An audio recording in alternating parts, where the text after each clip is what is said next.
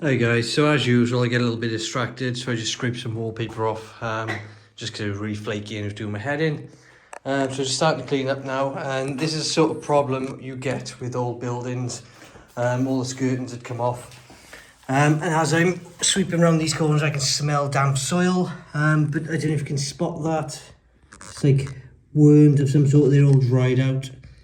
But they're all along this edge here in the soil, behind the skirting. Obviously whoever done the damp proofing here, they've done up the wall with new plaster up to about by here, and it's still all crumbling, all the old mortar.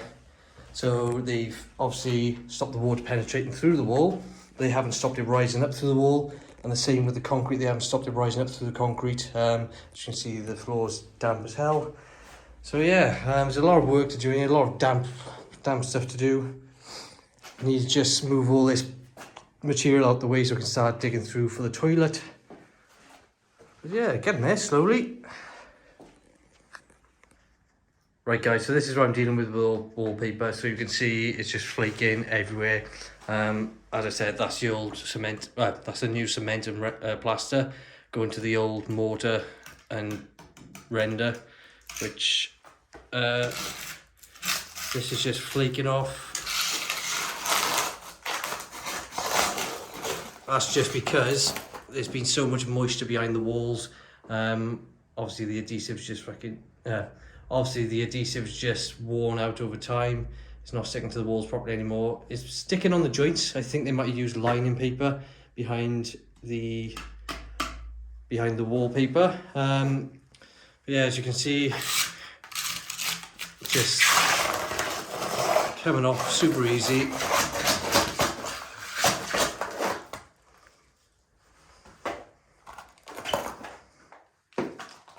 Just very brittle, falling apart in my hand.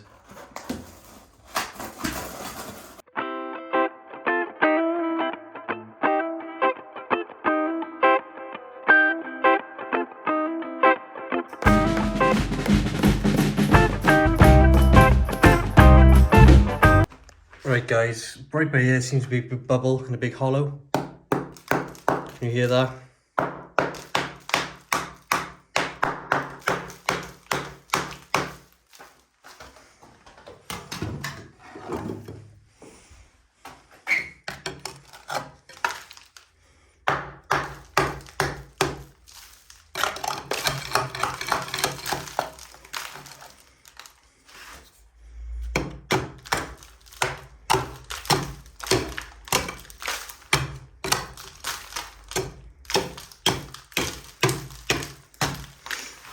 So as you can see, that's just to make up the wall.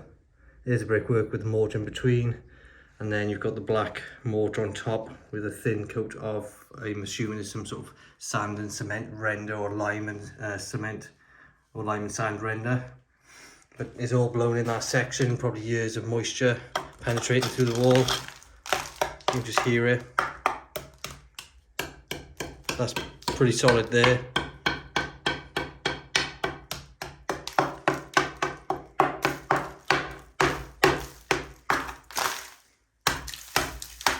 So that's the reason why we need to hack everything back, just to make sure we get back to brick and everything's perfect.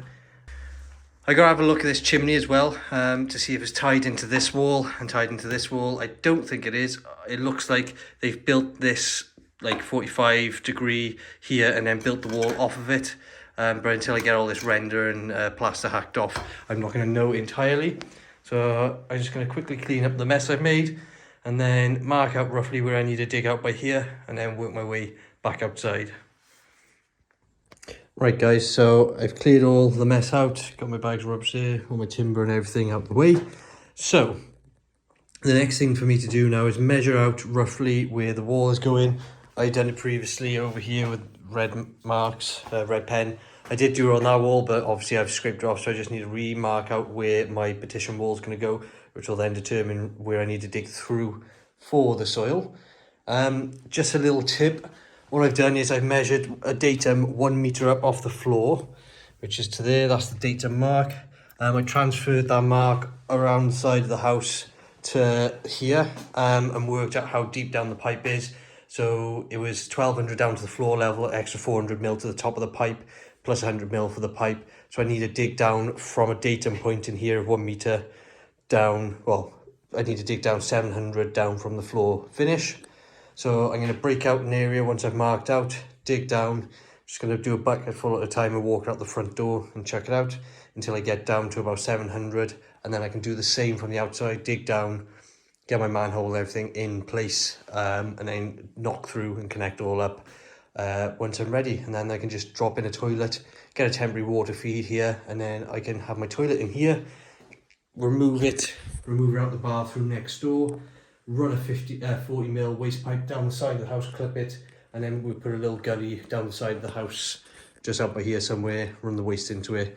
And then with the kitchen, we'll probably just stop using the kitchen because we don't really need it at the moment. We're doing microwave meals and everything gets recycled. So yeah, we can probably use the sink as well for washing bits. So it's not a big deal. This is where it's going to start getting a bit messy for us internally in the house. At the moment, we've got our 1 bedroom just sort of livable with a wardrobe, and then everything else is just storage. So once we get this done, we can focus on the extension and go from there.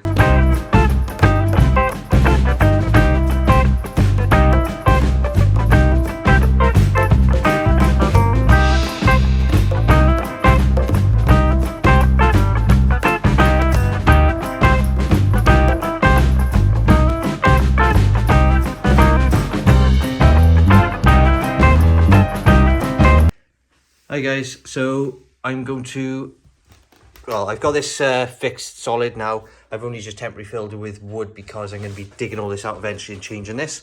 I'm just going to drill a hole in here, slot it over the top just to cover that hole. And this bit of timber is big enough then to sit the toilet on, and I'll fix this to the floor, fix the toilet to this, and then just get all the water connected, and it should be all right to go. Right guys, so I'm just about to stick the cistern onto the back of here. It's a big black rubber washer that sits on here. The cistern sits on top. Thread to nuts and bolts through with the washers and whatever. Clamp it all down nice and tight, and then it's pretty much ready to go. Whack the seat on and we're sorted. Right guys, so I got this cistern flush set going on. We've got this nut here, which I've only done hand tight as much as I possibly can. You should have a tool to tighten it up to make sure the rubber seal in the very bottom of here compresses, so you get a watertight fixture. But I think it should be okay. I've pushed down, it's proper solid at the moment. The next bit to go in is the water feed, with all the gubbins, the floats and all that to make sure the water stops. So I'll get that in and then we'll chuck the cistern on. Right guys, so this is the cistern fixing bit that's fixed to the bottom through these holes. So this section up here fits on the inside and a little rubber flange fits through there. Then this washer, rubber washer, metal washer and nut fit on like so, and you tighten that up, make sure you get a good seal. And then these drop through this hole, and then this last rubber washer, metal washer and wing nut fix to the underside like so. And then that's how you get all the tight fixings, and then your water supply connects to there, and then obviously your cistern lid over there gets all connected with the flush button, and that's it. Right guys, so I've just cut the excess off of this pipe. I just used my multi-tool to take it to the bottom of this board. I stuck this flexi in, which is going to go into the back of the toilet like so. I just need to box off the wall then and chuck the toilet in. So yeah, I'm going to line it all up, get some measurements and connect it all up. What I'm going to do though is I'm going to wait to put the seat on. I'll get it all tight and make sure it's not leaking, and then once it's all okay, I will put the seat on from there. Right guys, I'm going to call it a night here. I've drilled through the wall. Luckily it was in the right height for this pipe. I just need to disconnect that, turn the water off, flip that water feed 180 to connect to that new copper, and that's going through over in this corner. I've flown it straight past the radiator pipes, clipped all the way along the wall. I've had to have one straight join here because I didn't have long enough copper. Found an old elbow that I've reused, and then running down here, chucked an inline valve going into here, and then the flexi off the toilet pan, off the toilet cistern. It's all connected up. So that's ready to be connected to the water. It's already connected to the manhole outside, and then I just need to connect that up outside tomorrow, and we should be able to use this toilet by tomorrow evening.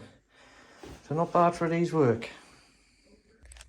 Right guys, so I've just disconnected the water supply and drained out the cistern and turned the water off on this little isolation valve down here. I've got this flexi now, which I'm going to try and connect into there. I'm doing this on such a botch, like I shouldn't be doing it like this, but I've got some old 290-degree bends. As you can see, they are absolutely knackered. I'm going to clean the threads up, but this is how it's going to go. I'm just going to pop one on there, because this pipe work next to it is live, and the state of the stopcock, which is in there, is so rusty, and I think if I turn it's just going to snap. I'm going to have a water leak. So I'm using this isolation valve. I'm going to come round with this flexi, bang it on there, and continue the water supply through the wall into the next room, giving me water into the other toilet. And then that'll be okay, because when I eventually want to stick the tap, the sink in here, and possibly temporary shower, I can just connect into the feed anywhere along here, just run it across the wall, and we will be okay to go. So I'm going to crack on with that, clean it up, get some PTFE on the junctions, on the compression fittings, and go from there. So I wouldn't recommend using old fittings, but saving me money, and it's not going to be long term, probably only about 6 months or so. So yeah. So I'm going to update you once I get this all in, tested, and there's no leaks, and show you the toilet working. Right guys, so I've cleaned this fitting off, cleaned the threads out, just give it a scrape over with the Stanley knife to make sure it's all clean. So what I'm going to do now is I'm going to put this nut onto the pipe, and I'm going to put this little copper olive that slides over the pipe, wrap some PTFE just around the olive, and then I'm going to wrap some PTFE around the threads. I can't remember what it stands for, but everyone calls it plumber's tape for everything. But 2 or 3 winds round just to prevent any possible leaks. Tighten it all up, connect the water, switch on, and then we're going to go from there.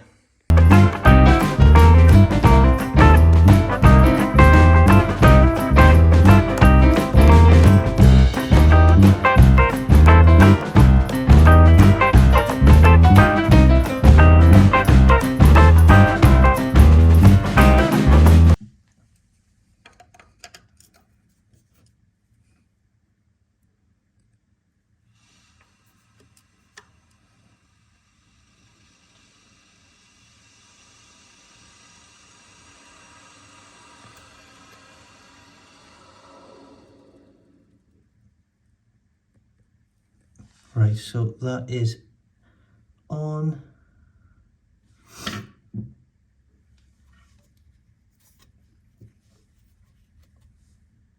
I can't see any obvious leaks straight away.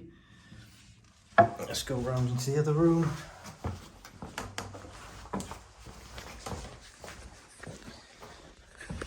Right, so we got one joint here, bone dry, bone dry. All dry, lovely. Another joint here. That's lovely and dry. And then our last couple of joints just over here. We've got this flexi here. So this is another moment of truth. I'm going to turn this on now, and the toilet should start filling up, which in fact, I'm just going to whip the lid off, just so we can have a proper look.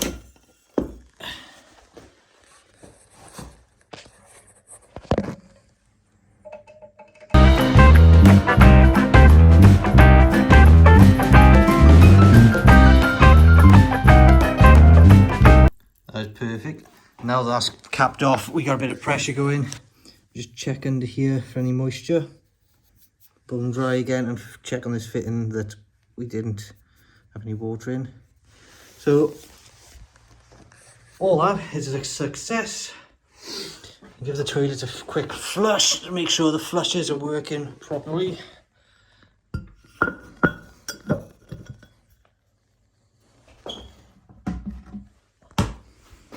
Go for a number one. It should